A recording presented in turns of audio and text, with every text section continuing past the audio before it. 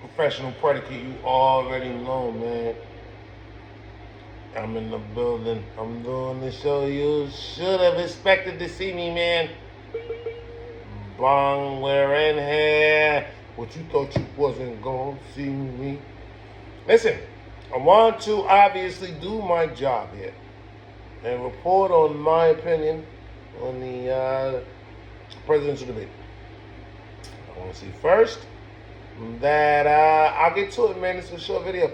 I thought in the first 20 minutes, I thought Trump was winning. He seemed substantive.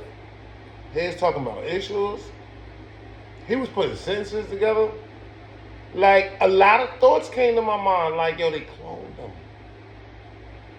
They drugged them. They give them like that NXT, remember that movie?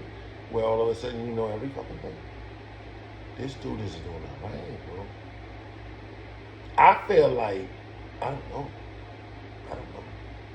This isn't Trump. And in the first like minute 16, I started to hear some slippage. But it wasn't no big deal, yo. Like, it wasn't what it became.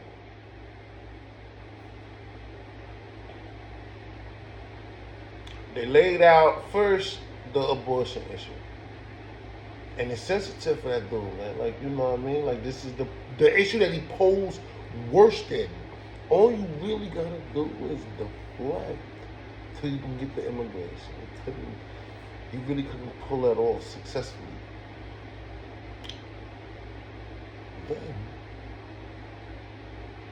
like, I gotta be honest, man. I thought the Republicans was like the most devious. The Republicans is. They went on culture shit. I don't want the motherfucking immigrants in here. I'm just gonna be real with you. Because it applies to my community, boy.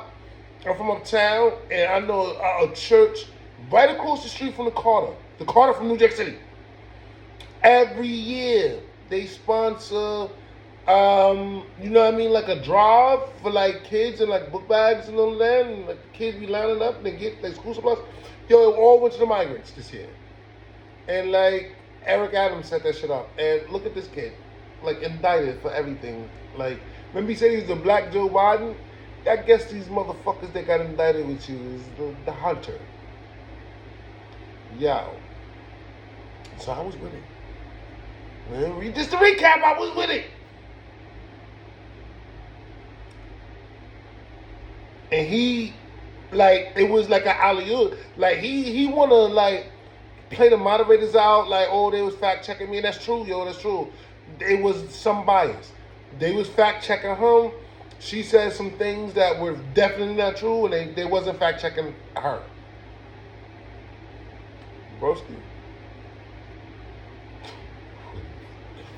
When he said, she said, I want to invite you to a Trump event in which, you know what I mean, like people be falling asleep and they leaving because they're bored. The moderator asked you about the immigration bill, the one that the Biden administration had passed, but you called like the Congress up, and the Republicans are in the majority in Congress. You called up Mike Johnson, who's the Speaker of the House, and you made sure that bill did not go through. All you had to do was pivot to that answer, even if you deflected. That's the politics side of the shit. What the fuck did you say, son?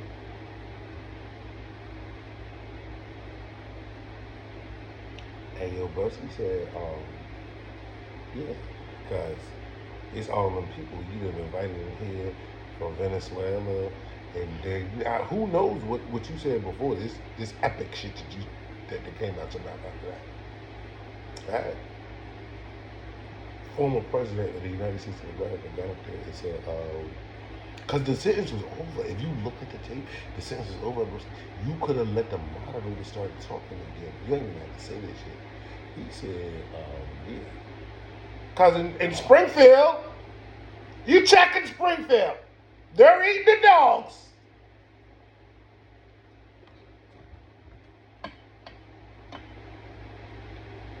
They're eating the cats. Who was eating the dogs? You know, I didn't see that on the news. I watch the news all the time, nigga. I didn't see nobody eating the dogs.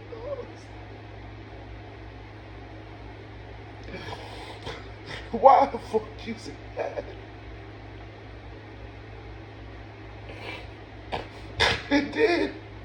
And then, and bro, like that really, real talk, that was the second funniest thing that Donald Trump said during the presidential debate.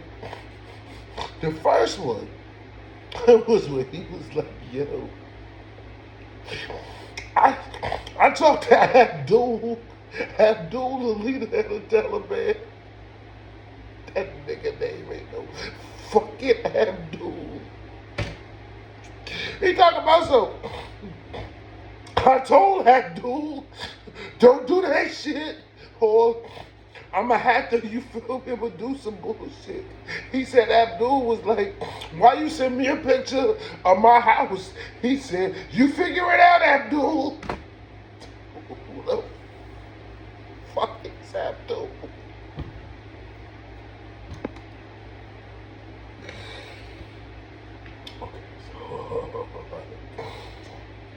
Donald Trump lost a debate yesterday evening, and that's really all to it, man. I don't know if there'll be a second debate. If I was the vice president, and you know, I'm not the biggest fan of the vice president, that's a fact, but I wouldn't debate no more. It's over. You and me talk about dogs and cats getting eaten. Motherfucker, you talking to named Abdul? Don't nobody know Abdul. So the point is, bro, that's my take on the presidential debate. You know what I'm saying? You know, I really think that, like, at this point, like, remember they was talking about Joe Biden and, like, you know what I mean, like, how he is infirmed. He's like 3 weeks away from death. Donald Trump is like 6 weeks. And like Republicans, like it's bro, it's the last minute. So you need to go ahead and go grab whoever the fuck else you need to go grab, because if he get up there and talk about dogs that got ate, and if he say anything about Abdul anymore, I'm off the train. I'm reluctantly still fucking with you, but I gotta admit to you that I'm not in public. Motherfucker asked me in public, bro. I don't know. I don't have an opinion in public, bro. Secretly, I'm fucking with you, but like in public, I can't really jack that because that was some bullshit. And you know what I mean. You got torched on abortion. You got torched on every issue. You was leaned over.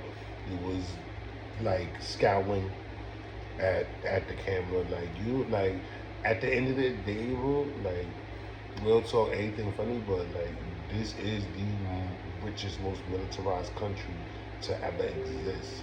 We getting ready to give you a code that could end Earth. You're talking about dogs that are getting eaten by Haitians. That was wild racist. That was wild fucking disrespectful. And that shit you did to your own vice president when you was like, hey, brother, something nigga JD, man, fuck I'm talking to him for. Okay, so why did you pick him? He out there talking about cat babies. All this shit is wild, strange. And you know whose fault it is? It's not their fault. None of them. You feel me? It's our fault because instead of respecting policy, we respect identity politics. So we want to pick the coolest person instead of the person with the best ideas. If this country had any validity as to who to pick for the best ideas, Elizabeth Warren would be in the Oval Office, and Trey Gowdy would be the Vice President of the United States of America. Like, why can't we as it don't even matter because it's over already. You're gonna have to do that's talking about the dogs getting eaten. And how he be talking to Abdul, he told Abdul, don't you do it, Abdul.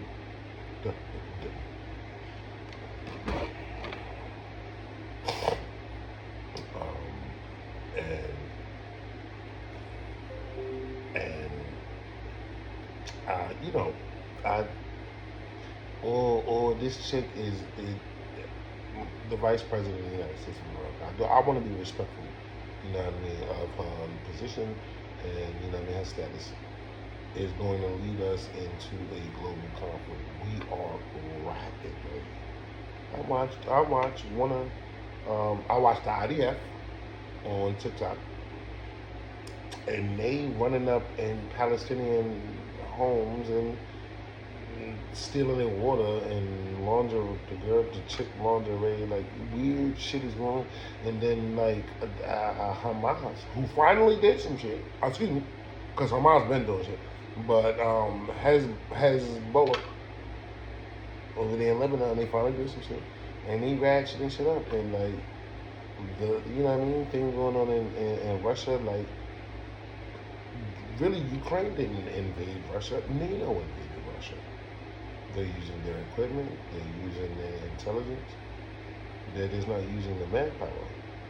You see, therefore, like things on the global stage is, you know what I mean, like at a tipping point, and it's you know the truth of the matter is we may need a nationalist. We don't need Trump because it's with the dogs and the cats, but we might need somebody who's more interested in the progress of our country other than Pax Americana and trying to, you know what I mean, like influence other countries for what? The fucking bridge in Baltimore is broken. 10 years the Brooklyn Bridge is broken. You know, fuck last time you were on there. I don't want to get to complaining, man. Yeah, listen! Professional Predicate, man, we are keeping up. Like, subscribe in the algorithm. We will shoot a show Friday and Saturday. I really haven't decided yet.